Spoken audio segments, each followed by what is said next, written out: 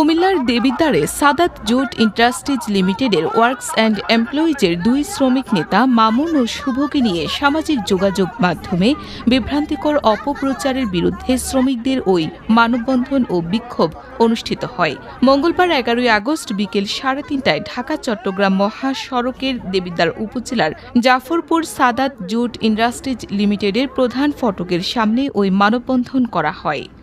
মানববন্ধনে ওই ইন্ডাস্ট্রিজের বিপুল সংখ্যক শ্রমিক কর্মচারী সহ বিভিন্ন শ্রেণী পেশার মানুষ অংশ নেয়।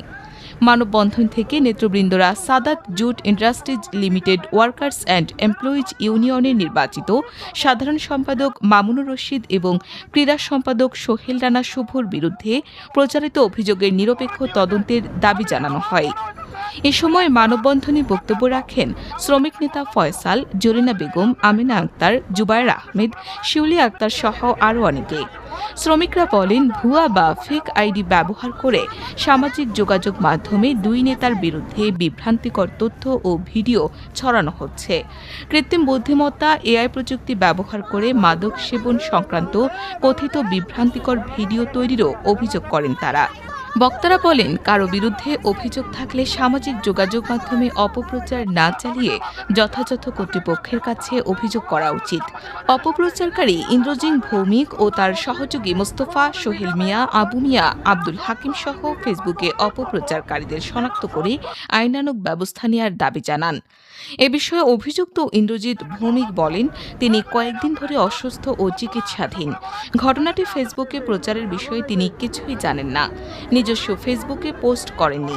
তবে ঘটনা সত্য না হলে কি আর মানুষ প্রচার করে বলে জানান তিনি। বাইরে তারা শুধু শুধু এনাস্তা করছে, হ্যাঁ এইসব ধরনের কাজ করতে মানে এটা এর মাধ্যমে করা হয়েছে।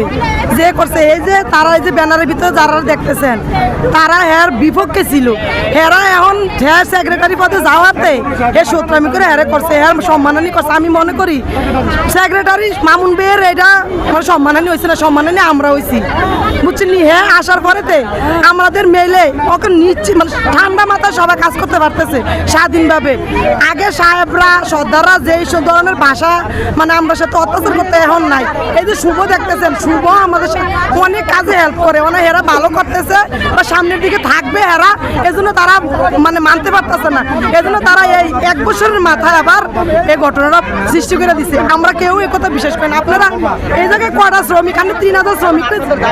আমাদের দাবি আমরা মামুন বাইরে চাই। আমরা করিজন তারা কি করে, তারা দেখা আমরা গালাগালি করে ফালাফালি করে, তারা লোক আমরা কোনো শব্দ নাই। তারা হইতাছে কি মানে আমরা জানি মামুন বাইরে পাস করে, তারা চাইতেছে মামুন বাইরে একটা ষড়যন্ত্র করে তারা বাগানের চেষ্টা করে। তারা এই মিথ্যাবাদী এই ইয়াডা করছে, কইরা ফাঁসাইয়া তারা 20,000 30,000 টাকাতে ইয়াডা এই মানে তারা কোসে ভিডিওটা কোসে কইরা তারা সাইরা কিন্তু মামুন বাইরে ফাঁসানো লেগে মানে তারা এই ষড়যন্ত্রটা করছে। আমরা এনে দাঁড়াইছি যাতে আমাদের সেক্রেটারি যাতে নির্দোষ প্রমাণ হয়। এমন হইছে যে দেখেন একজন কয়েকজনের শত্রুতামি কইরা ফেক আইডির ভিতরে একটা ভুয়া ভিডিও ছাড়ছে। এখন এই ভুয়া ভিডিওটা ছাড়ছে যেমন মনে করেন একটা মানুষ ভালো থাকলে ভালো চললে ভালো খাইলে এখনকার যুগে শত্রুতামি হয় স্বাভাবিক।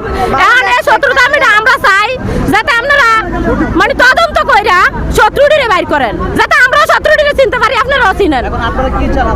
আমরা চাই আমরা সেক্রেটারিরে নির্দোষ প্রমাণ করেন আপনারা, আমরা এটাই চাই। আর আমরা চাই আমরা এই সেক্রেটারি থাকুক।